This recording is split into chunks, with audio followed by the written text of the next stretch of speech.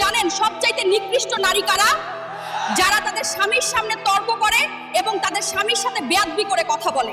আর যে নারী তার স্বামীকে অশ্রদ্ধা করে কথা বলে, যদি সুখের সংসার চান আপনার স্বামীকে শ্রদ্ধা করতে শিখুন। পুরুষের সবচেয়ে বড় স্বপ্ন তার পরিবার।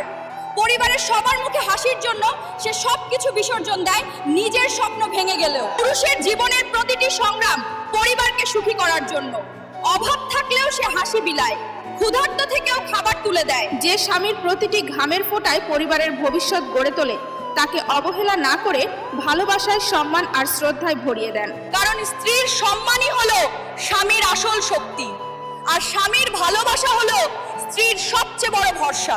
আমি একজন নারী হয়ে বলছি, স্বামী শুধু সংসারের চালক নয়, সে আমাদের আনন্দের সূর্যরশ্মি এবং আশার আলো। যদি তাকে সম্মান করেন তবে পরিবার আলোয় ভরে উঠবে।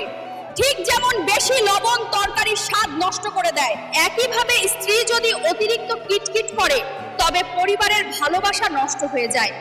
যেমন ঝাল বেশি হয়ে গেলে তরকারি যেমন মুখে দেওয়া যায় না, ঠিক তেমনি পারিবারিক জীবনে যখন সন্দেহ অতিরিক্ত বেড়ে যায় তখন সম্পর্কটা টিকতে পারে না। ধন্যবাদ সবাইকে, ভালো থাকবেন সবাই।